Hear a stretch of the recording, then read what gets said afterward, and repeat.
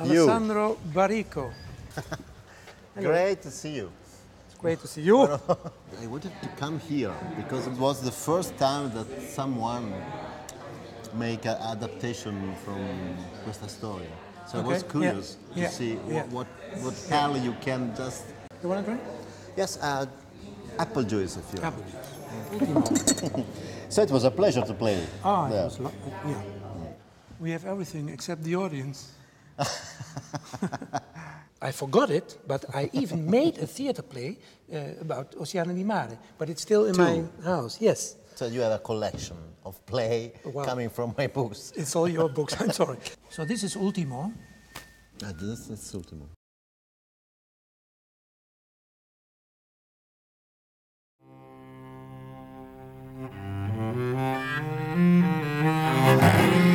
De auto race meteen weg met die snelheid waarmee de breedte van de baan wordt gereduceerd.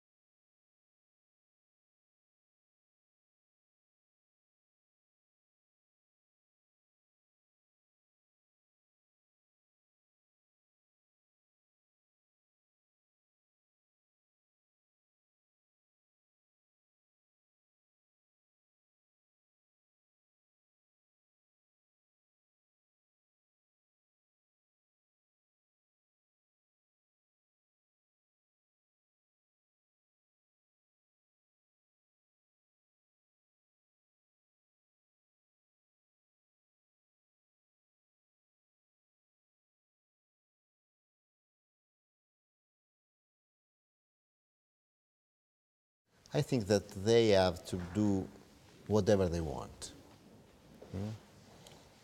Because the story gets their story in some way. In the beginning, I hated that. So I stopped the rights of my stories because for example, Novecento is a monologue, and many theaters wanted to do it with many characters. And I hated that. And so I stopped the rights and I said no, okay, impossible. And I fixed some rule. But finally I understood that this was not a wise way to do it. Because finally you have just to let the story go in totally freedom. And you have just to hope in the talent of actors, directors, also in the cinema or in dance or puppets, because the stories go everywhere. And if you try to check some theoretical fidelity to the original, I understood after some time that it was not so intelligent. It seems to be intelligent, but it's not. But sometimes they, for example, they make movies of your films. Silk, I saw it. I didn't think it was not a good movie. Was it? I don't know. No, you cannot say that, of course. No, it was I think it was a good movie in okay, now I'm going. Good. No. No, a good movie. Well done. I mean, it was well done because actors and decor and it was all very elegant and. Were you there well also done. sometimes? No, not at all. No, just once. I went there just to meet Keira Knightley. I was curious. Yeah, well. Yeah, but I prefer when they shoot, when they work, it's better than the writers stay at home. I think there were even different directors on that movie. I think they had problems, didn't they? No. Oh. No, we worked for many years to choose the right director because there were many directors that wanted to do it, but no one of the directors that I would like. Okay. And finally we chose this Canadian who had made a wonderful performance, a wonderful show as director of Novecento in English language. Okay. Really fantastic. In the theater? In the theater, yes, in Edinburgh Festival. Okay. And he was the author of a movie that I loved so much. It was 32 little films about Glenn Gould. Okay. It was a very intelligent and movie. Then the problem is that Silk is it seems to be a good book for adaptation on the screen, but the reality, in reality, is a very difficult book. So there are problems. I tried to write the screenplay of Silk. Oh yeah. Yeah, working with Americans production, Miramax, and another director that was John Madden, and so I worked for 1 year to try to and you have so many problems if you want to move on the screen the story. That apparently is a right story for a movie, but it's not true. But do you have ambitions to maybe direct your own books when they become movies? No, not my books. I made a movie once, two years ago.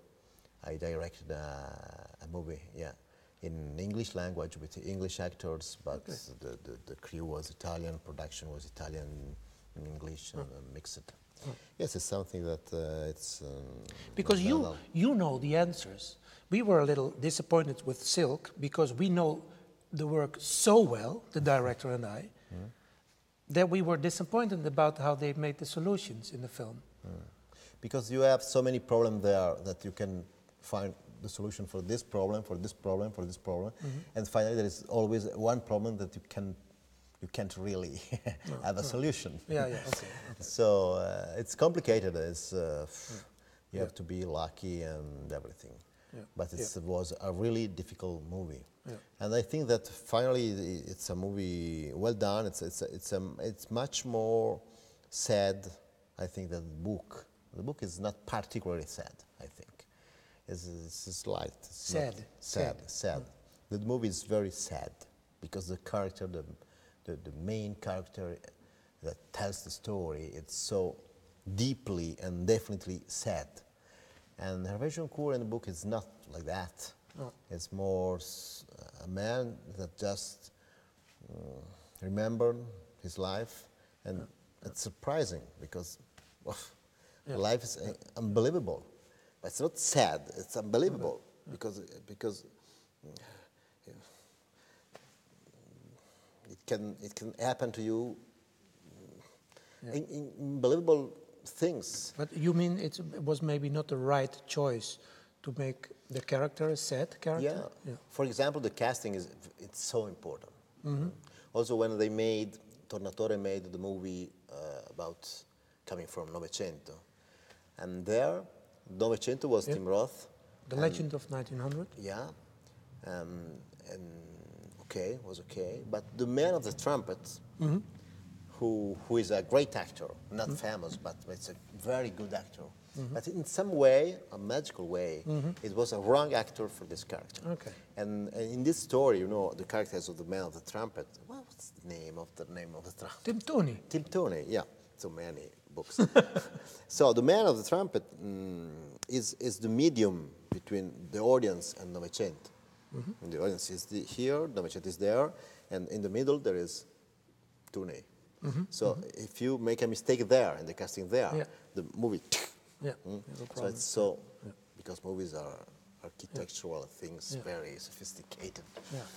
So the casting is very, and in this case of Silk, maybe yes, he has he's a good actor. It's a good boy, very funny, and I met him, and everything was okay. But he has inside something of sad in some way. So all the movie was a little. So maybe the conclusion can be it's dangerous to make movies of your material, of your books, I think. Yes, take care and be carefully. Because my books, they seems already done for movies. But it's not like that. No. When you start to work, there is always something that doesn't work really, and so you have to push a little bit the two pieces to. Well, in Silk there is this problem that the character of Hélène, that is so important in the final of the book. When you write a book, you can hidden this character for all the book. Just put some word, and so if you read the book, sometimes you can see this Hélène, but just. And she seems absolutely the ordinary and regular wife of a man in the 19th century. Yeah. But because in a movie you can put this character in the little corner, in the book I think that you can find 4 words that she says. Waits for him. Yeah. But on the screen, if you put Keira Knightley on the screen, the audience knows exactly that she is a main character of the story. Yeah. You can't hidden Keira Knightley, never in a movie. Usually the audience in the theater is different. The audience in the cinema is pretty popular, and but me too. When I go to the cinema, there are some rules, and I have to understand, and the story need to work very well. I mean, in the theater, the audience it's different because they can jump in the story. They can just hear the story from one actor who is different characters, because the brain works in a different way in the audience in the theater. So you can do a travel across the world just with one hand. In the movie, if there is someone who make the travels like that, the people really goes out. You have to make a travel. You have to go there. Yes. Yeah. For example, in Novecento, there is the scene in which in Novecento and Tunei in the storm, and they dance with the piano. So the piano goes everywhere, and Novecento plays. Okay, and when they did it for movies, they made exactly the scene. That's very complicated because you have to put and a big piano, and so it's very complicated, expensive. A huge effect with the glass in LED. Yeah. You know? In Italy, in the first adaptation, the first show, performance play, the actor, there was just a little, and a piano like that, black, like that. And the actor put the hand on this little piano and start to dance in this. So the piano just 20 euros, you know. But for the audience in theater, it was perfect because it goes everywhere on the stage with this piano. And finally, when the piano goes against so he puts away this piano, and the piano start to go everywhere alone. No? That's okay. You need anything else? It's perfect. That's theater. Yeah.